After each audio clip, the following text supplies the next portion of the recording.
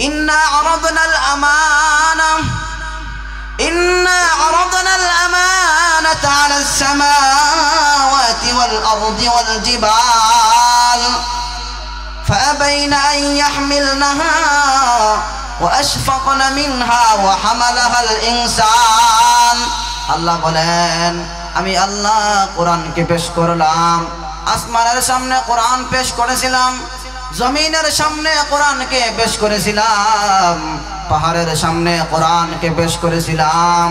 জমিন বলল না না, এত বড় মহাগ্রন্থ আল কোরআন বহন করার ক্ষমতা আমার মধ্যে নাই। আসমান বলল না না, এত বড় মহাগ্রন্থ আল কোরআন বহন করার ক্ষমতা আমার মধ্যে নাই। পাহাড় বলল না না, এত বড় মহাগ্রন্থ আল কোরআন বহন করার ক্ষমতা আমার মধ্যে নাই। ফাহামালাহাল ইনসান, আল্লাহ বলেন অতঃপর মানুষ এই কোরআন বহন করলো। মুহাম্মাদুর রাসূলুল্লাহ সাল্লাল্লাহু আলাইহি ওয়াসাল্লাম কোরআন বহন করলেন। এই আয়াতের মধ্যে আল্লাহ রাব্বুল আলামিন কোরআনকে আমানত বলেছে, ইন্না আরাদনাল আমানাতা আলাস সামাওয়াতি ওয়াল আরদি ওয়াল জিবাল। আমি আল্লাহ কোরআনকে পেশ করলাম, আমানতকে পেশ করলাম।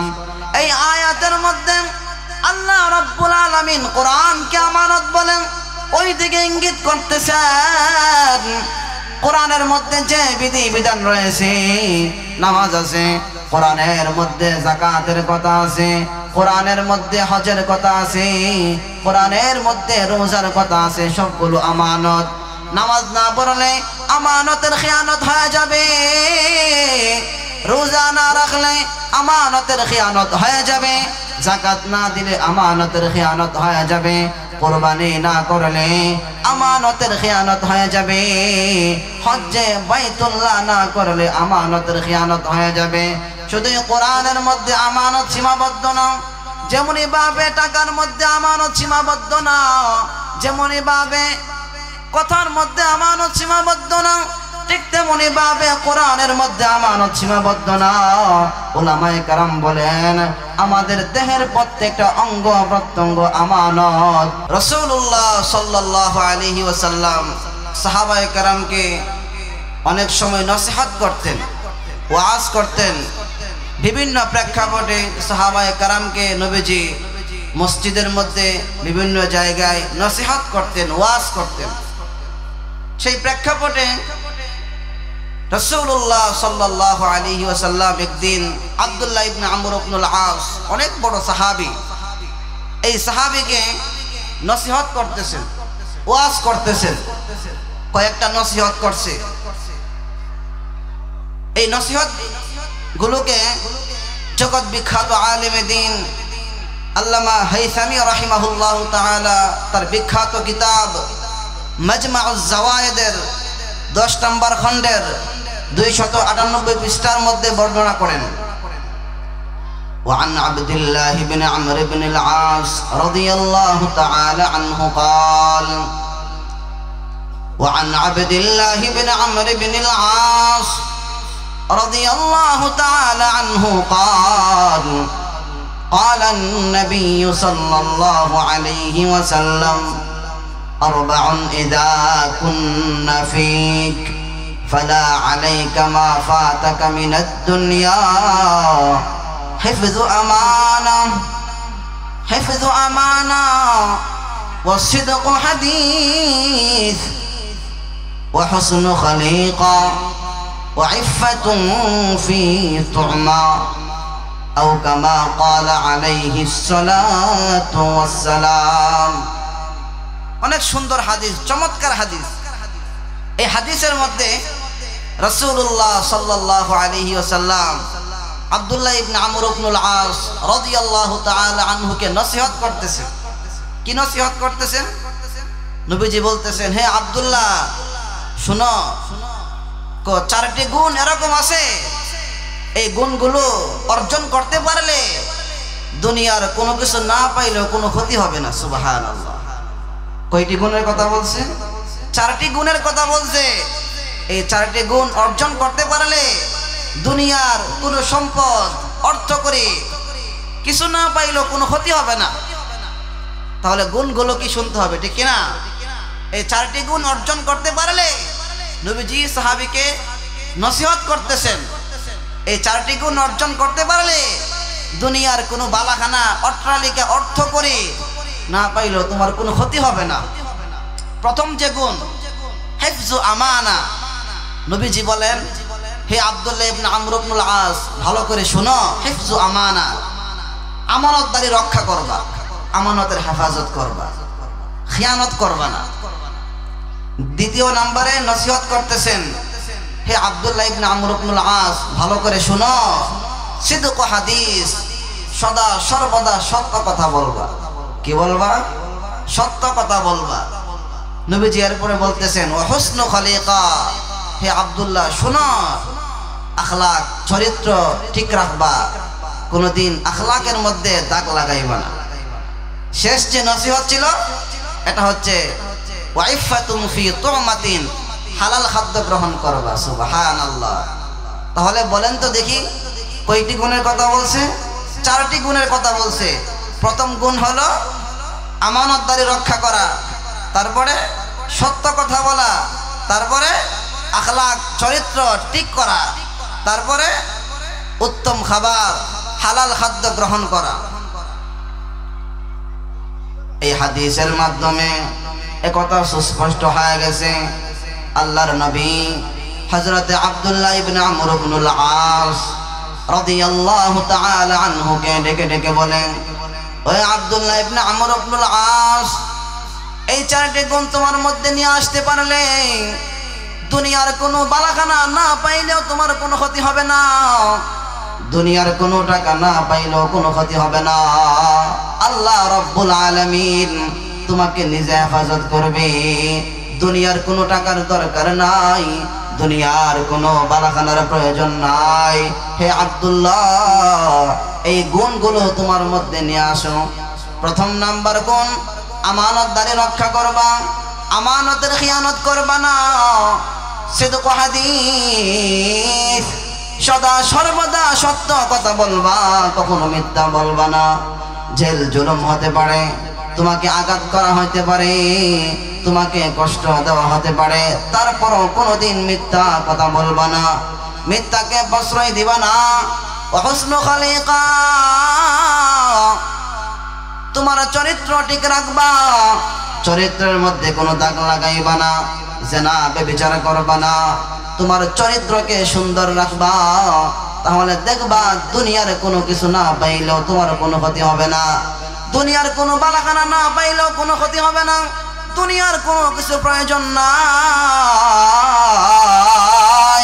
নবীজি ফরমান, ওয়াইফাতুম ফি তুমা, হালাল খাদ্য গ্রহণ করবা, হারাম খাদ্য খাইবা না, সুদ খাইবা না, ঘুষ খাইবা না। হালাল খাদ্য গ্রহণ করতে পারলে দুনিয়ার কোনো বালাখানা না পাইলেও কোনো ক্ষতি হবে না। দেখবা আল্লাহ নিজ জিম্মায় তোমাকে সংরক্ষণ করবে। তাহলে বোঝা গেল আমানতের হেফাজত, সত্য কথা, আখলাক ঠিক করা, ঠিক কিনা, এবং হালাল খাদ্য গ্রহণ করা, এই চারটি গুণ অর্জন করতে পারলে আমরা সফল কাম। এই নসিহত কে করতেছে? মুহাম্মদুর রাসূলুল্লাহ সাল্লাল্লাহু আলাইহি ওয়াসাল্লাম বলতেছেন, এই গুণগুলো অর্জন করো, দুনিয়ার বালাখানার প্রয়োজন নাই, এই গুণগুলো নিয়ে এসে পড়ো, আল্লাহ পাক তোমাকে চালাইবে, আল্লাহ পাক হেফাজত করবে, ঠিক কিনা? এবার আসেন আমানত। আমানত সাধারণ কোনো বিষয় না, যার মধ্যে আমানতদারি চলে আসছে তার জন্য দুনিয়ার সকল কাজ সহজ হয়ে যায়, দুনিয়ার কঠিন বিষয়গুলো সহজ হয়ে যায়। যে ব্যক্তি আমিন হয়ে যায়, বিশ্বস্ত হয়ে যায়, দুনিয়ার কোনো কঠিন কাজ তার জন্য কঠিন মনে হয় না, দুনিয়ার কোনো কঠিন বিষয় তার জন্য কঠিন মনে হয় না, দুনিয়ার প্রতিটা সেক্টরের কাজ তার জন্য সহজ হয়ে যায়। এটা কিভাবে? ভাইরা আমার, আমরা মনে করি আমানত বলতে আমরা কি মনে করি? আমানত বলতে আমরা মনে করি এক ভাই অপর ভাইয়ের কাছে টাকা রাখলো, টাকাটা সময় মতে পৌঁছে দেওয়ার নামই মনে হয় আমানত। এর মধ্যে আমানত সীমাবদ্ধ না। টাকা রাখলেন, টাকা পৌঁছে দিলেন, সময় মতে টাকাটা পৌঁছে দিলেন, এটাও আমানত। কিন্তু তার মধ্যে আমানত সীমাবদ্ধ না। টাকার মধ্যে যেমন আমানত আছে, ঠিক তেমনি ভাবে কথার মধ্যে আমানত আছে। শুধুই টাকার মধ্যে আমানত সীমাবদ্ধ না, দুনিয়ার প্রতিটা সেক্টরে সেক্টরে আমানত আছে। কথার মধ্যে আমানত আছে। কথার মধ্যে কি আমানত? কথার মধ্যে যে আমানত আছে, এই বিষয়টা রাসূলুল্লাহ সাল্লাল্লাহু আলাইহি ওয়াসাল্লাম হাদিসের মধ্যে বলে দিয়েছেন। ভাইয়ারা আমার, ভালো করে শুনবেন। তিরমিজি শরীফের বর্ণনা, তিরমিজি শরীফের 1793 নম্বর হাদিসের বর্ণনা, হযরতে জাবির ইবনে আবদুল্লাহ রাদিয়াল্লাহু তাআলা আনহু থেকে হাদিস বর্ণিত। وعن جابر بن عبد الله رضي الله تعالى عنه قال وعن جابر بن عبد الله رضي الله تعالى عنه قال قال رسول الله صلى الله عليه وسلم حضرت جابر بن عبد الله رضي الله تعالى عنه থেকে বর্ণিত, অনেক বড় সাহাবী।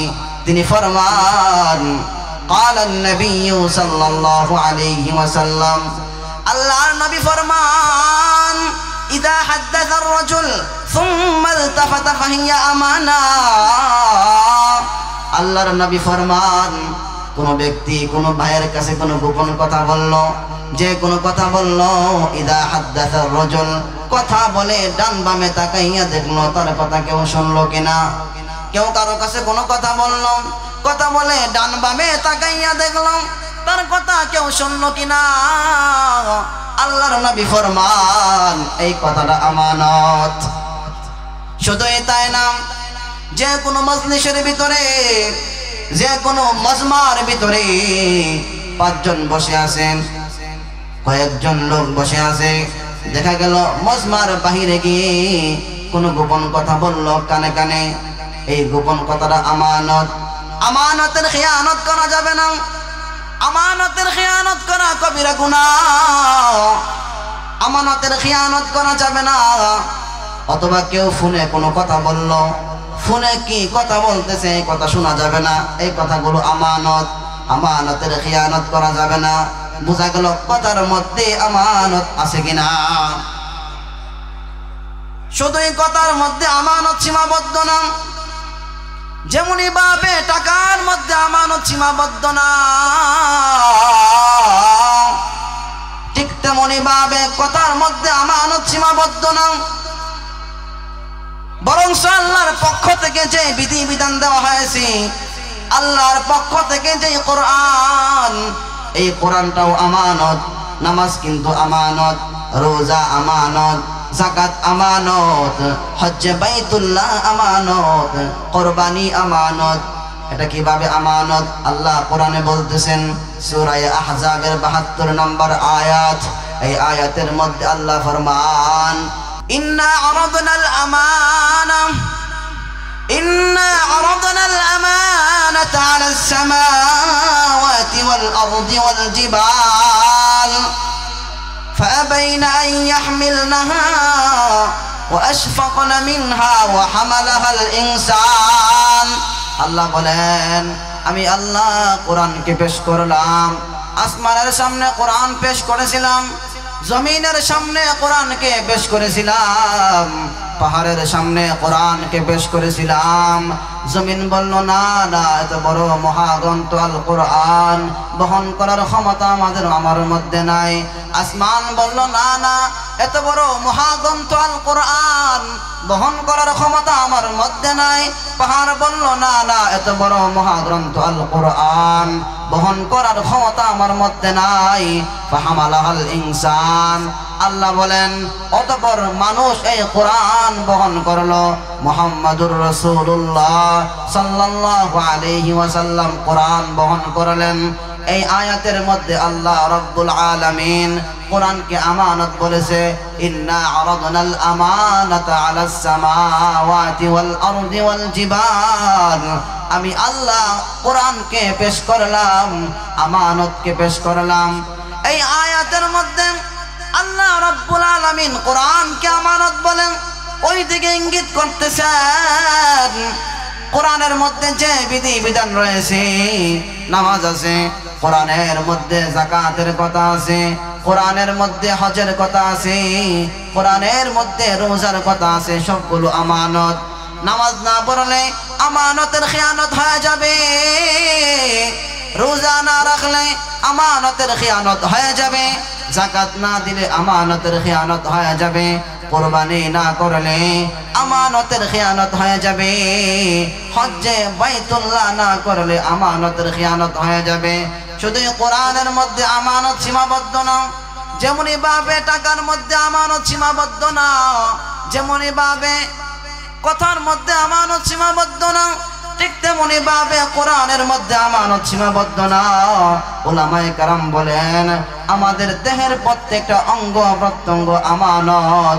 হাত অনেক বড় আমানত, জবান অনেক বড় আমানত, চক্ষু অনেক বড় আমানত, দেহের প্রতিটা অঙ্গ প্রত্যঙ্গ আল্লাহর দেওয়া আমানত, ঠিক কিনা? আমাদের প্রতিটা অঙ্গ প্রত্যঙ্গ আল্লাহর দেওয়া আমানত। আল্লাহ রাব্বুল আলামিন আয়াতের মধ্যে জানিয়ে দিয়েছেন, ওয়া ইয়ালামু খাইনাতাল আয়ুন। আল্লাহ বলেন, ওহে দুনিয়ার মানুষ, তোমরা দুনিয়ার আনাচে কানাচে ঘুরে ঘুরে চোখের মাধ্যমে যে জেনা করতেছ, চোখের মাধ্যমে যে গুনাহ করতেছ, আমি আল্লাহ সব কিন্তু জানি। চোখের মাধ্যমে যে খিয়ানত করতেছ, আল্লাহ রাব্বুল আলামিন চোখকে দিয়েছেন ভালো কিছু দেখার জন্যে, কোরআন দেখার জন্যে। আল্লাহ রাব্বুল আলামিন মানব দেহের মধ্যে চক্ষু দান করেছে ভালো ভালো জিনিস দেখার জন্যে। আল্লাহ জবান দিয়েছেন, জবানের মাধ্যমে কোরআন পড়ার জন্যে, ভালো ভালো কথা বলার জন্যে। আল্লাহ হাত দিয়েছেন, হাতের মাধ্যমে ভালো ভালো জিনিস স্পর্শ করার জন্যে। আল্লাহ রাব্বুল আলামিন পা দিয়েছেন, পায়ের মাধ্যমে মসজিদে যাওয়ার জন্যে, ভালো কাজের জন্যে যাওয়ার জন্যে। যারা এগুলোর বদলা অন্য কিছু করবে, গুনাহের কাজ করবে, চোখের মাধ্যমে খিয়ানত করবে, চোখের মাধ্যমে জিনা করবে, হাতের মাধ্যমে বেগানা নারীকে স্পর্শ করে গুনাহ করবে, জবানের মাধ্যমে অশ্লীল কথা বলে জিনা করবে, গানের মাধ্যমে কানের মাধ্যমে জিনা করবে, গান শুনে শুনে। আল্লাহর নবী ফরমান, এগুলো হচ্ছে কানের খিয়ানত, এগুলো জবানের খিয়ানত, এগুলো পায়ের খিয়ানত। এই জন্য আল্লাহ রাব্বুল আলামিন কোরআনে জানিয়ে দিয়েছেন, ওয়া ইয়ালামু খাইনাতাল আয়ুন। ওহে দুনিয়ার মানুষ, তোমরা চোখের মাধ্যমে যে খিয়ানত করতেছো, আমি আল্লাহ সব জানি। এই আয়াতের মধ্যে আল্লাহ রাব্বুল আলামিন চোখের জিনাকে আল্লাহ খিয়ানত বলেছেন, চোখের কোনো পাপ বলে নাই। আল্লাহ রাব্বুল আলামিন চোখের খিয়ানত বলেছেন, চোখের খিয়ানত বলে আল্লাহ ওই দিকে ইঙ্গিত করতেছেন, চোখগুলো অনেক বড় আমানত, আমানতের খিয়ানত করা যাবে না, আমানতের খিয়ানত করা যাবে না। আমানতের খিয়ানত করা কবিরা গুনাহ, এই কবিরা গুনাহ তওবা ছাড়া আল্লাহ মাফ করবে না। আমানতের খিয়ানত করা কবিরা গুনাহ।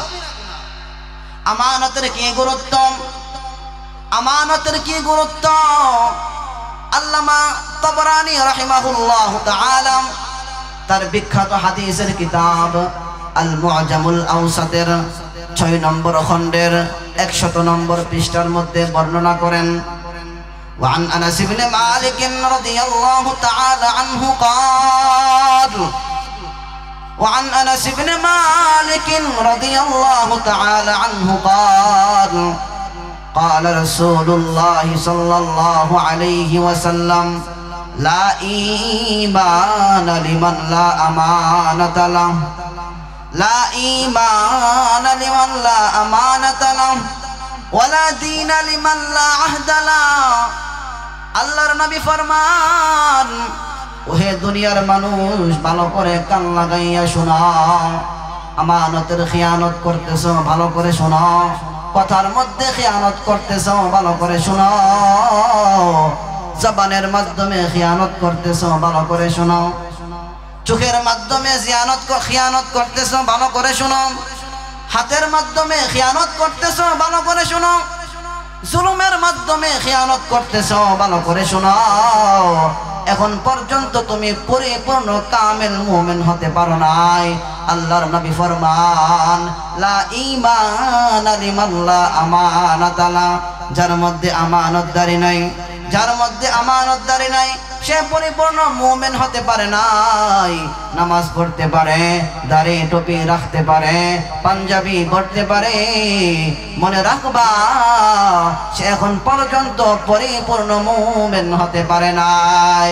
মুত্তাকি হতে পারে, বড় আল্লাহওয়ালা হতে পারে, কিন্তু জবানের হেফাজত নাই, আমানতের হেফাজত নাই, আমানতের খিয়ানত করে।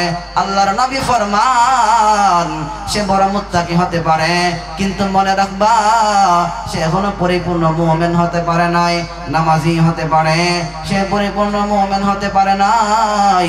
হাজী সাহেব হতে পারে, সে পরিপূর্ণ মুমিন হতে পারে নাই। তাহলে আব্দুল্লাহ ইবনে আমর ইবনুল আসকে প্রথম নসিহত কি করেছিল? আমানতের খিয়ানত করা যাবে না। দ্বিতীয় নসিহত ওয়াসিদকু হাদিস। আল্লাহর নবী ফরমান, হে আব্দুল্লাহ ইবনে আমর ইবনুল আস, ভালো করে শোনো, সদা সর্বদা সত্য কথা বলবা, মিথ্যা বলবা না। ভাইরা আমার, ভালো করে শুনুন, সত্য কথা বললে জেল জুলুম হতে পারে, সত্য কথা বললে আপনাকে কষ্ট করতে হতে পারে, আপনাকে মুসিবতের সম্মুখীন হতে পারে, আপনার সাময়িক কষ্ট হতে পারে, কিন্তু মনে রাখবা, মনে রাখবা আল্লাহর দরবারে আপনার কোনো কষ্ট নাই। সত্য বলার কারণে আল্লাহ রাব্বুল আলামিন আপনাকে দুনিয়া এবং আখিরাতের মধ্যে শান্তি দিয়ে দিবে। দুনিয়ার মধ্যে কোনো সমস্যা হবে না, দুনিয়ার মধ্যে কোনো ক্ষতি হবে না। এই জন্যে সত্যের উপর থাকতে হবে। মুসলিম শরীফের বর্ণনা, মুসলিম শরীফের হাদিস 2607 নম্বর হাদিসের বর্ণনা। وعن عبد الله بن مسعود رضي الله تعالى عنه قال وعن عبد الله بن مسعود رضي الله تعالى عنه قال قال رسول الله صلى الله عليه وسلم। মুসলিম শরীফের হাদিস আব্দুল্লাহ ইবনে মাসউদ রাদিয়াল্লাহু তাআলা আনহু থেকে হাদিস বর্ণিত। নবীজি ফরমান, ইন্নাস সিদকা ইয়াহদি ইলাল বিররি। ওহে দুনিয়ার মানুষ, ভালো করে শোনো, সদা সর্বদা সত্য কথা বলবা, মিথ্যা কথা বলবা না।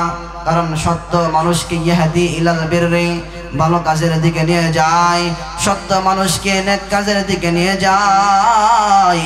ওয়া ইন্নাল বিররা ইয়াহদি ইলাল জান্নাহ। শুধুই তাই না, নেক মানুষকে জান্নাতের দিকে নিয়ে যায়। শুধুই তাই না, আল্লাহর নবী ফরমান, ওয়া ইন্নাল বিররা ইয়াহদি ইলাল জান্নাহ ওয়া আন্নার রাজুলা ইয়াসদুকু হাত্তা ইউকতাবা ইনদাল্লাহি সিদ্দীকা। আল্লাহর নবী ফরমান, শুধু তাই না, তাই না, একজন ব্যক্তি সত্য কথা বলতে বলতে দেখা যায়, যখন সে সকালে সত্য বলতে থাকে, বিকালে সত্য বলে, সদা সর্বদা সত্য বলে, মিথ্যা বলে না, মিথ্যাকে প্রশ্রয় দেয় না। আল্লাহর নবী ফরমান, দেখা যায় আল্লাহর দফতরে, আল্লাহর কার্যালয়ে তার নামটা সিদ্দিক হয়ে যায়, সত্যবাদী হয়ে যায়। সত্য বলতে বলতে দেখা যায় তার নামটা সিদ্দিক হয়ে যায়, সত্যবাদীর কাতারে নামটা চলে যায়। কিন্তু প্রক্ষান্তরে দেখা যায়, ওয়া ইন্নাল কিযবা ইয়াহদি ইলাল ফুজুর। ভালো করে কান লাগাইয়া শুনেন, মিথ্যা মানুষকে গুনাহের দিকে নিয়ে যায়। ওয়া ইন্নাল কিযবা ইয়াহদি ইলাল ফুজুর, মিথ্যা মানুষকে গুনাহের দিকে নিয়ে যায়। ওয়া ইন্নাল ফুজুরা ইয়াহদি ইলান নার। শুধু এটা না, আর গুনাহ মানুষকে জাহান্নামের দিকে নিয়ে যায়, ঠিক কিনা? শুধু এটা না, আল্লাহর নবী ফরমান, ওয়া আন্নার রাজুলা ইয়াকযিবু হাত্তা ইউকতাবা ইনদাল্লাহি কাযযাবা। মুসলিম শরীফের হাদিস। আল্লাহর নবী ফরমান, একজন লোক সকালেও মিথ্যা কথা বলে, বিকালেও মিথ্যা কথা বলে, ক্ষণে ক্ষণে মিথ্যা কথা বলে, মিথ্যা ছাড়া কোনো কথা বলে না। দেখা যায় এক পর্যায়ে আল্লাহর দফতরে তার নামটা মৃত্যুক হয়ে যায়। নাউজুবিল্লাহ। মিথ্যা কথা বলতে বলতে দেখা যায় তার নামটা মৃত্যুক হয়ে যায়, আর সত্য কথা বলতে বলতে দেখা যায় তার নামটা সত্যবাদী হয়ে যায়।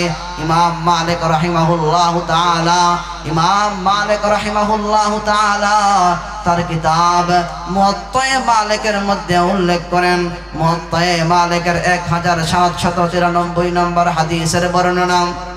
এই হাদিসের বর্ণনায় ইমাম মালিক রাহিমাহুল্লাহু তাআলা উল্লেখ করেন, কাইলা লিলুকমান, লোকমান হাকিমকে জিজ্ঞেস করা হইল, লোকমান হাকিমকে জিজ্ঞেস করা হইল, ওহে লোকমান, এত সম্মান কোথায় পাইলেন? দুনিয়ার আনাচে কানাচে আপনার সম্মান শোনা যায়, দুনিয়ার আনাচে কানাচে শোনা যায় লোকমান হাকিমের সম্মান, সকলেই সম্মান করে, এত সম্মান পাইল কিভাবে? লোকমান হাকিম বললেন, সিদকুল হাদিস, কখনো মিথ্যা কথা বলে নাই, মিথ্যাকে প্রশ্রয় দেই নাই, মিথ্যা কথা বলে নাই, মিথ্যাকে প্রশ্রয় দেই নাই, সদা সর্বদা সত্য কথা বলতাম। আজকে সত্যের কারণে আল্লাহ রাব্বুল আলামিন এত সম্মান দিয়েছেন, দুনিয়ার মধ্যে এত সম্মান আল্লাহ রাব্বুল আলামিন এত সম্মান দিয়েছেন, এত প্রসিদ্ধতা দিয়েছেন। দেখা যায় দুনিয়ার কোনো মানুষ এরকম নাই যে লোকমান হাকিমকে চিনে না, ঠিক কিনা? এত সম্মান কেন পাইছে? লোকমান হাকিম নিজে বলল, শুধুমাত্র সত্য কথা বলার কারণে আল্লাহ রাব্বুল আলামিন এত সম্মান দিয়েছেন। দুনিয়ার আনাচে কানাচে যেতে যাওয়া যায়, যেতে যাওয়া যায়, দেখা যায় সব জায়গার মধ্যে লোকমান হাকিমকে মানুষ চিনে। কেন চিনে? নিজে বলতেছেন, শুধুমাত্র সত্য বলার কারণে। এই জন্যে সত্য কথা বলতে হবে, মিথ্যাকে প্রশ্রয় দেওয়া যাবে না, মিথ্যা বলা যাবে না। জুলুম হতে পারে, জেল হতে পারে, আমাকে কষ্টের সম্মুখীন হইতে পারে, কিন্তু কখনো মিথ্যাকে প্রশ্রয় দেওয়া যাবে না। আল্লাহর নবী সাল্লাল্লাহু আলাইহি ওয়াসাল্লাম আব্দুল্লাহ ইবনে আমর ইবনুল আস রাদিয়াল্লাহু তাআলা আনহুকে আরেকটা নসিহত করতেছেন, ওহে আব্দুল্লাহ ইবনে আমর ইবনুল আস, ভালো করে কান লাগাইয়া শোনো। হসনু খালিকা, আখলাক ঠিক করবা, চরিত্র ঠিক করবা, চরিত্রের মধ্যে দাগ লাগাইবা না, চরিত্রের মধ্যে কোনো কালিমা লেপন করবা না, জেনা ব্যভিচার করবা না, উত্তম আখলাক গঠন করবা। দেখবা দুনিয়ার মধ্যে কোনো কিছু না পাইলেও কোনো ক্ষতি হবে না, তোমার আখলাকে হাসানার কারণে, উত্তম চরিত্রের কারণে দেখবা আল্লাহ রাব্বুল আলামিন নিজ জিম্মায় তোমাকে রক্ষা করবে। আরেকটা নসিহত করতেছে, ওহে আব্দুল্লাহ ইবনে আমর ইবনুল আস, ভালো করে শোনো। দুনিয়ার মধ্যে যতদিন বেঁচে থাকবা কোনোদিন হারাম খাইবা না, হালাল খাদ্য গ্রহণ করবা, হারামে মুখ দিবা না, সুদ খাইবা না, ঘুষ খাইবা না। দেখবা সাময়িক কষ্ট করতে পারবা, কিন্তু দুনিয়ার কোনো ক্ষতি হবে না, দুনিয়ার মধ্যে কোনো ক্ষতি হবে না। আল্লাহ রাব্বুল আলামিন আয়াতের মধ্যে জানিয়ে দিতেছেন, ইয়া আইয়ুহার রাসূল কুলু মিনাত তাইয়্যিবাত ওয়া'মালু সালিহান। আল্লাহ তাআলা সুবহানাহু ওয়া তাআলা রাসূলদেরকে লক্ষ্য করে বলতেছেন, ওহে মুমিনগণ, কুলু মিনাত তাইয়্যিবাত, সদা সর্বদা হালাল খাদ্য গ্রহণ করবা, হারাম খাইবা না, হারামের মধ্যে মুখ দিবা না। ওয়া'মালু সালিহান, আল্লাহ বলতেছেন তারপর নেক কাজ করবা। আল্লাহ রাব্বুল আলামিন প্রথমে বলছে হালাল খাদ্য গ্রহণ করবা, এরপরে আল্লাহ বলতেছেন তারপর নেক আমল করবা। আল্লাহ রাব্বুল আলামিন আয়াতের মধ্যে কথা বুঝাইতেছেন, নামাজ শুদ্ধ হওয়ার জন্যে, আপনার যাকাত শুদ্ধ হওয়ার জন্যে, আপনার কোরবানি শুদ্ধ হওয়ার জন্যে, আপনার রোজা শুদ্ধ হওয়ার জন্যে ভালো খাদ্য খাইতে হবে, হালাল খাদ্য গ্রহণ করতে হবে। হালাল খাদ্য গ্রহণ না করলে নামাজ পড়তে পারেন, রোজা রাখতে পারেন, যাকাত দিতে পারেন, যাকাত দিতে পারেন, রোজা রাখতে পারেন, বছরের পর বছর রোজা রাখতে পারেন, রোজা কবুল হবে না। আল্লাহ রাব্বুল আলামিন ইবাদতের কথা বলছে, হালাল খাদ্য গ্রহণ করার পরে কুলু মিনাত তাইয়্যিবাত, উম্মত, ওহে মুমিন মুসলমান, প্রথমে হালাল খাদ্য গ্রহণ করো, তারপরে নামাজ পড়ো। প্রথমে হালাল খাদ্য গ্রহণ করো, তারপর রোজা রাখবা। প্রথমে হালাল খাদ্য গ্রহণ করো, তারপরে কোরবানি করবা। প্রথমে হালাল খাদ্য গ্রহণ করো, তারপরে হজ্জে বাইতুল্লাহ করবা। হালাল খাদ্য গ্রহণ না করলে আপনি যাই করুক না কেন, দেখবেন আপনার কোনো আমল আল্লাহর কাছে কবুল হবে না। হাদিসের মধ্যে আসছে আল্লামা তাবরানী রাহিমাহুল্লাহ তাআলার বিখ্যাত হাদিসের কিতাব আল মুআজামুল আওসাতের 10 নম্বর খণ্ডের 112 নম্বর পৃষ্ঠার মধ্যে আসছে এই হাদিসের বর্ণনায় আল্লাহর নবী ফরমান, লা ইয়াদখুলুল জান্নাতা জাসাদুন গুযিয়া বিল হারাম। ওহে দুনিয়ার মুমিন মুসলমান, ভালো করে শোনো, লা ইয়াদখুলুল জান্নাতা, জান্নাতে ঢুকবে না এমন দেহ জান্নাতে ঢুকবে না যেই দেহটা গঠন হয়েছে হারামের মাধ্যমে, সুদের মাধ্যমে, ঘুষের টাকার মাধ্যমে, হারাম খাদ্যের মাধ্যমে। যেই দেহটা গঠন হয়েছে এই দেহটা কোনোদিন জান্নাতে ঢুকবে না। দেখা যায় হারাম খাদ্য গঠন করার মাধ্যমে, হারামের মাধ্যমে জীবন গঠন করার মাধ্যমে ইবাদত ভালো লাগে না, নামাজ ভালো লাগে না, রোজা ভালো লাগে না, মসজিদ ভালো লাগে না, মাদ্রাসায় মন বসে না, কোরআন মাথায় ঢোকে না। কেন ঢোকে না? বুঝতে হবে আপনার হালাল খাদ্য নাই। সুদের মাধ্যমে আপনার দেহটা গঠন হয়েছে, হারামের মাধ্যমে দেহটা গঠন হয়েছে। এই জন্য হালাল খাদ্য গ্রহণ করতে হবে। হালাল খাদ্য গ্রহণ করলে দেখবেন নামাজ ভালো লাগে, রোজা ভালো লাগে, যাকাত ভালো লাগে, মাথায় টুপি রাখতে ভালো লাগে, দাড়ি রাখতে ভালো লাগে। এই জন্য হালাল খাদ্য গ্রহণ করতে হবে, ঠিক কিনা? এই জন্যে খুলাসা কথা, সংক্ষিপ্ত কথা, এই হাদিসের মধ্যে নবীজি সাল্লাল্লাহু আলাইহি ওয়াসাল্লাম আব্দুল্লাহ ইবনে আমর ইবনুল আসকে 4টি নসিহত করছে। প্রথম নসিহত, আমানতের খিয়ানত করা যাবে না। দ্বিতীয় নসিহত, সত্য কথা বলতে হবে। তারপরে বলছে আখলাক, চরিত্র ঠিক করতে হবে। তারপরে বলছে হালাল খাদ্য গ্রহণ করতে হবে। এই 4টি গুণ অর্জন করতে পারলে দুনিয়ার কোনো কিছু না পাইলেও কোনো ক্ষতি হবে না। আল্লাহ পাক রব্বুল আলামিন আমাদের সবাইকে এই গুণগুলো অর্জন করে কামিয়াব হাসিল করার তৌফিক দান করুক। ওয়া আখির দাওয়ানা আলহামদুলিল্লাহি রাব্বিল আলামিন।